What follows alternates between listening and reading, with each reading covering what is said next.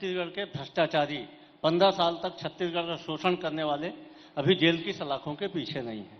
अभी आम आदमी पार्टी के प्रदेश अध्यक्ष यहाँ बैठे हुए थे।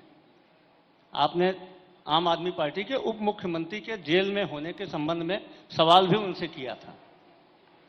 जो घोटाला आम आदमी पार्टी ने दिल्ली में किया है, जैसे शराब नीति आम आदमी पार्टी ने दिल्ली में परिवर्तित किया है, वैसे ही घोटाला, वैसे ही छत्तीसगढ़ की शराब नीति को 2017 में डॉक्टर रमन सिंह जी ने परिवर्तित किया था। 4,700 करोड़ रुपए का राजस्व की हानि हुई थी।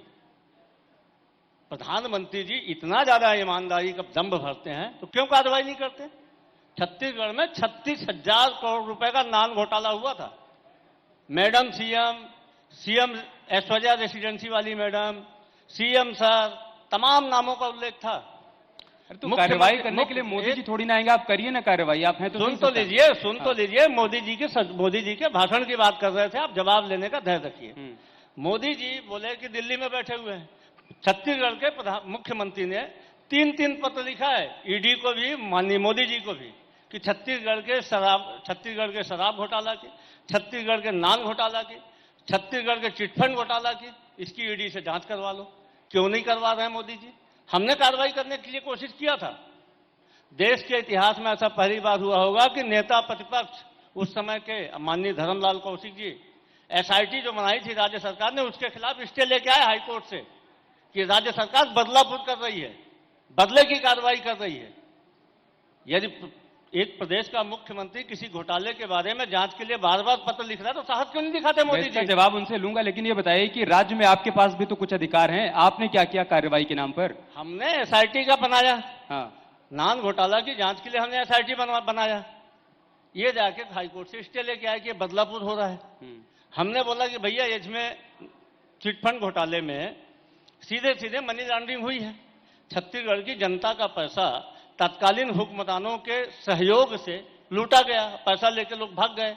डॉक्टर साहब खुद जाते थे, doctor Raman Singh chit fund company का उद्घाटन करने के लिए, उनकी पत्नी जाती थी, उनके सांसद पुत्र जाते थे, 1 दर्जन से अधिक मंत्री गए थे। आप कार्रवाई करना चाहते हैं? हम कार्रवाई कर रहे हैं, लेकिन ईडी भी तो कार्रवाई करे, प्रधानमंत्री करवाएं। देखिए, शराब नीति की बात कही सुशीलानंद शुक्ला जी ने कि डॉक्टर रमन सिंह जी की सरकार ने शराब नीति में परिवर्तन करके घोटाला किया। जिस शराब नीति को चेंज किया था डॉक्टर रमन सिंह जी की सरकार ने, उसी नीति पर आज प्रदेश की भूपेश बघेल सरकार शराब पे काम कर रही है। डॉक्टर रमन सिंह जी की सरकार में 2 काउंटर नहीं होते थे शराब की दुकान में, एक वैध और अवैध। डॉक्टर रमन सिंह जी की सरकार में अन्य राज्यों की शराब आके 2 नंबर में नहीं बिकती थी। यहाँ पे अनेकों बार यहाँ पे पकड़ी गई शराब, अन्य राज्यों की सरकारें भेजी हुई शराब घोटाला 2000 करोड़ का ईडी का जो छापा हुआ है, ये अगर 2000 करोड़ नहीं सूक्ष्म जांच हो, ईडी की तरफ से और गहराई से जांच हो तो ये 20,000 करोड़ का घोटाला होगा। क्या डॉक्टर रमन सिंह जी की सरकार के समय में कोई शराब घोटाले को कोई आवाज भी उठा पाई थी क्या कांग्रेस पार्टी? एक भी आरोप नहीं था शराब के लेकर। ये नान घोटाले की बात करते हैं, 36,000 करोड़ की बात करते हैं। 15 साल के डॉक्टर रमन सिंह जी की सरकार के नान का अगर बजट निकाल लें तो 36,000 करोड़ नहीं होता। 15 साल का छत्तीसगढ़ सरकार का नान का 36,000 करोड़ बजट नहीं होता। और 1 साल में डॉक्टर रमन सिंह जी ने 36,000 करोड़ का घोटाला कर दिया। और 5 साल से छत्तीसगढ़ में कांग्रेस की सरकार है, आंखें बंद करके हाथों पे हाथ धर के बैठी है और डॉक्टर रमन सिंह जी के खिलाफ एक भी आरोप नहीं लगा पाई। ये एसआईटी 6 गठित करते हैं, 6 एसआईटी गठित करते हैं, उसके बाद इन्होंने किसी मुद्दे पे कार्रवाई की क्या? ये सिर्फ आरोप लगाते हैं प्रधानमंत्री नरेंद्र मोदी पर, ये आरोप लगाते हैं 15 साल की डॉक्टर रमन सिंह सरकार के पास, लेकिन इनके पास बोलने को जवाब ले लेते हैं। लेकिन इसी में एक सवाल और जोड़ देता हूं मैं। आप लोगों ने सत्ता में आने से पहले यह भी कहा था कि आप सत्ता में आएंगे तो नशाबंदी करेंगे, वो तो हुई नहीं, बढ़ती चली। पहले इनका जवाब दे दूं। हाँ, पहली बात तो माननीय सुंदरानी जी को थोड़ा करेक्ट कर दूं कि 36 नान का बजट, नान का घोटाला 1 साल का नहीं था। नान का घोटाला इनकी सरकार रहने के दौरान पूरे 8 साल में हुआ। नान का जो घोटाला हुआ पूरी 8 साल में हुआ। नान का घोटाला 36,000 करोड़ का नहीं था। 15 साल में नान का पूरा जो बजट था 1,87,000 करोड़ का था। जिस पीडीएस सिस्टम के नाम पे चावल वाले बाबा बने थे, उसी पीडीएस सिस्टम में गरीबों के राशन में डाका डाले थे डॉक्टर रमन सिंह जी। और हमने एसआईटी का गठन किया था ये शराब की बात कर रहे हैं। जिस शराब नीति की परिवर्तन करने की बात कर रहे हैं, जो आरोप लगे थे 4700 करोड़ के, हमारी सरकार बनने के बाद उसी शराब नीति के तहत सीएजी की ऑडिट हुई है। उसी शराब नीति के तहत छत्तीसगढ़ का जो राजस्व था शराब से, वो 3600 से बढ़ के 6200 करोड़ हो गया।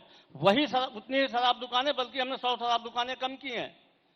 उसके बावजूद राजस्व बढ़ा है, क्योंकि ये घोटाला करते थे। ये आरोप लगाते हैं कि 2-2 काउंटर था। अच्छा, 2-2 काउंटर, 3-3 काउंटर तो आप चलाते थे।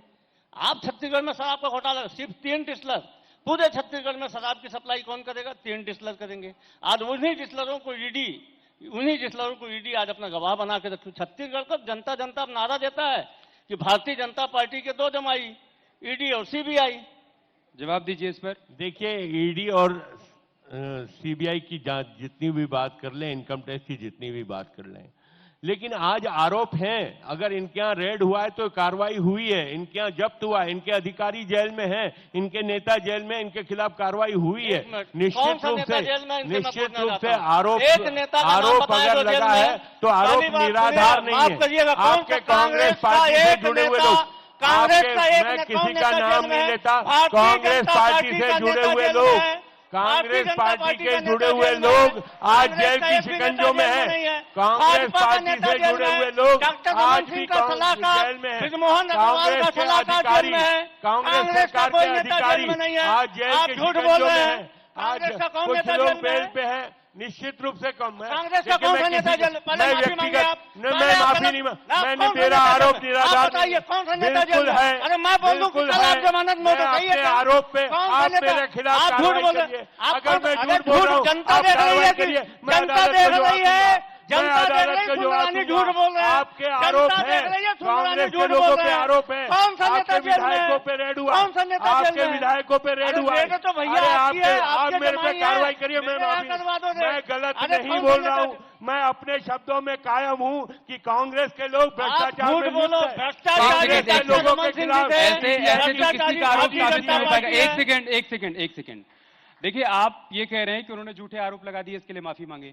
अगर आप ये कह रहे हैं कि रमन सिंह की सरकार में इतना करप्शन हुआ, इतना शराब घोटाला हुआ, तो फिर सवाल ये खड़ा हो रहा है कि वो जेल में क्यों नहीं है? आपने कार्रवाई क्यों नहीं कर दी? क्या आपने साबित कर दिया? यही बात तो कह रहे हैं। वो जेल में इसलिए नहीं है कि अभी बिलासपुर में 1 घंटा पहले एक आदमी आया था जो बोलता मेरा 56 इंची सीना है, न खाऊंगा न खाने दूंगा, लेकिन मेरा वाला खाएगा तो मैं आंख मुंह दूंगा। अडानी भ्रष्टाचार करेगा तो मैं संसद ठप करवा दूंगा, बोलने नहीं दूंगा। 2014 लेकिन अडानी भ्रष्टाचार 2014 तो मैं कुछ नहीं होने दूंगा। रमन सिंह भ्रष्टाचार करेगा, रमन सिंह भ्रष्टाचार करेगा तो मैं जांच नहीं होने दूंगा। 2004 में डॉक्टर रमन सिंह जी की सरकार बनी। 2014 तक मनमोहन सिंह जी की यूपीए 1 यूपीए 2 10 साल का कार्यकाल रमन सिंह जी की सरकार पे एक आरोप नहीं। डबल इंजन की सरकार, मोदी जी की सरकार में मात्र 5 साल मुख्यमंत्री रहे। यूपीए 1 और यूपीए 2 में 10 साल। ठीक है, करप्शन से आगे बढ़ते हैं। देखिए, लॉ एंड ऑर्डर के मुद्दे पर भी ये लोग आपको घेर रहे हैं। बीजेपी का यह कहना है कि हम एक बेहतरीन लॉ एंड ऑर्डर छोड़कर गए थे, बीते 5 बरस में कानून व्यवस्था पूरी तरीके से ध्वस्त हो गई है। क्या जवाब देंगे? कैसे लॉ एंड ऑर्डर की बात करते हैं भाई साहब? इस प्रदेश में हर दिन 3 महिलाओं के साथ बलात्कार होता था, हर तीसरे दिन एक सामूहिक बलात्कार होता था। आपको 1 मिनट, आप चुप रहिए। अब या तो अपन दोनों हल्ला मचाते हैं। आप अपनी बात पूरी करिए। आपने हल्ला मचाया मेरे, आपने शुरू किया। नेता के खिलाफ आपने नहीं, आपने हल्ला मचाया। जेल में नहीं है, आप ही ने शुरू किया था, चालू कर दिया। आप ही ने शुरू किया हल्ला मचाना। आप तो सही आदमी थे, आप झूठे करते हो गए। टोका टाकी नहीं, सज्जन आदमी, टोका टाकी नहीं। आप दोनों से लेकिन आपने बीच में हल्ला मचाया। आपने बीच में हल्ला मचाया। श्रीचंद जी, एक सेकंड, टोका टाकी नहीं। लॉ एंड ऑर्डर के मसले पर मैंने आपसे सवाल किया। लॉ एंड ऑर्डर पे आता हूं। लॉ एंड ऑर्डर पे आता हूं। एनसीआरबी के आंकड़े जारी होते हैं, नेशनल क्राइम रिकॉर्ड ब्यूरो। ये एनसीआरबी के आंकड़े इनकी केंद्र सरकार के गृह मंत्री, जो इनके माई बाप हैं डॉक्टर अमित शाह जी, उसको हैंडल करते हैं, गृह मंत्रालय को। एनसीआरबी के आंकड़े बताते हैं कि छत्तीसगढ़ में महिलाओं के प्रति अपराधों में 68% की कमी आई है।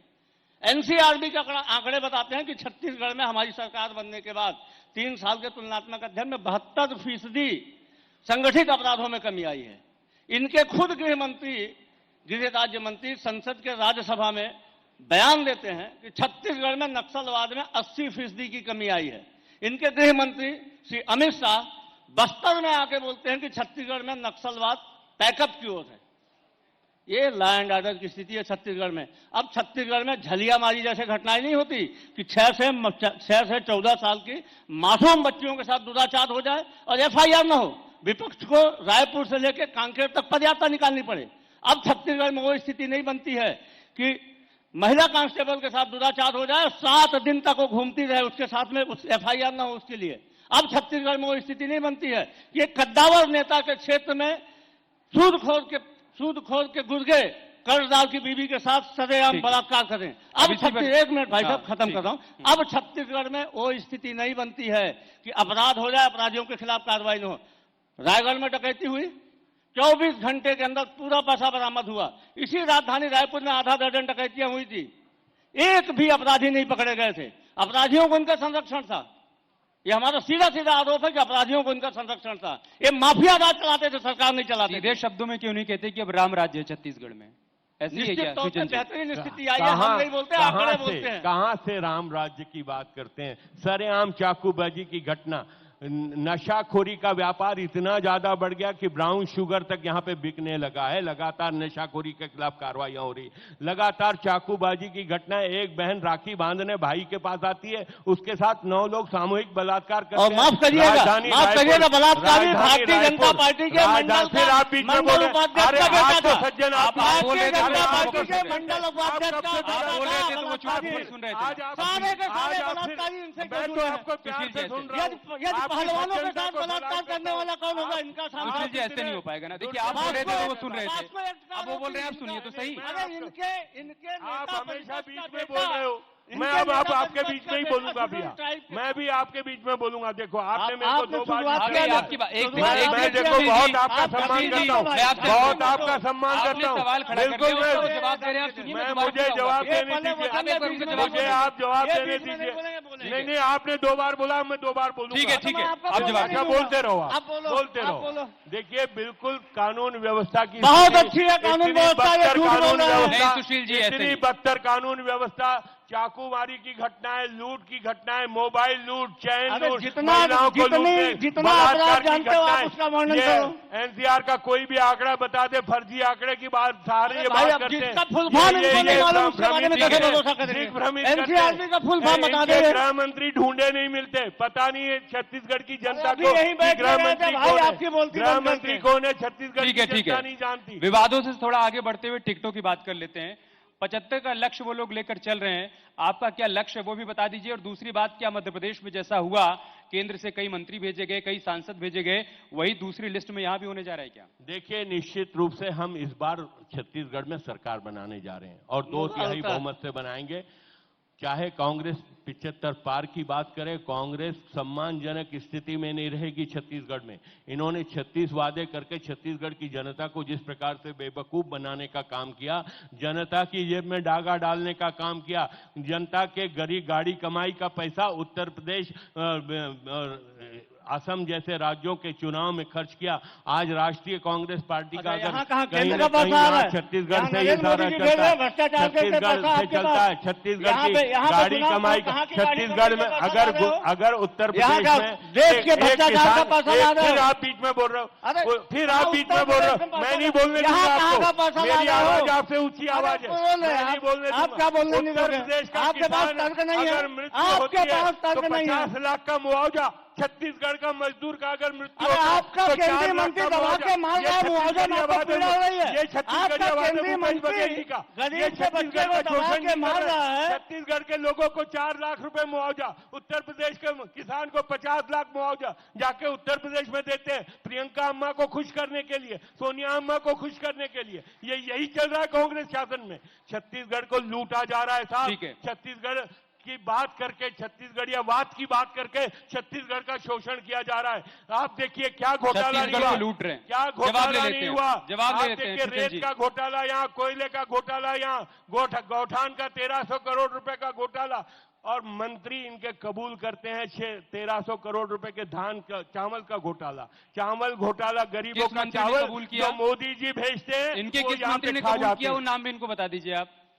इनके किस मंत्री ने कबूल किया उस घोटाले के? बिल्कुल अमरजीत भगत जी ने कबूल किया। जवाब दीजिए अब आप। कुछ इसी बात पर दुकानदार, जवाब दीजिए। कुछ राशन दुकानों पे कार्रवाई की, कुछ अधिकारियों पे कार्रवाई की, अपने नेताओं सुशील को जी, बचा जवाब के ले दीजिए। गए। आपके खुलेआम मंत्री उन्होंने स्वीकार कर रहे स्वीकार हैं कि किया। घोटाला हुआ है। 600 करोड़ रुपए के चावल घोटाले को अमरजीत भगत जी मंत्री जी ने ठीक है, स्वीकार किया। जवाब दे रहे हैं। देखिए ये आदमी कितना झूठ बोलते हैं, भारतीय जनता पार्टी के वरिष्ठ नेता। अभी एक अरे झूठ बोलने का सेंटेंस में सर्टिफिकेट तो बोला आपके 1300 पास करोड़। है। अरे एक झूठ सेंटेंस का में आप बोलता बोल है रहे 600 सुशीलानंद करोड़। शुक्ला जी। पहले ये अरे डिसाइड आप कर ले, एनसीआर ये का डिसाइड प्रोजेक्ट कर ले। पिछले 5 आप साल में रो रहे हो। आप एनसीआरटी का फुल फॉर्म बता दो, आप एनसीआरटी का फुल फॉर्म बता दो, मैं अभी राजनीति छोड़ दूंगा।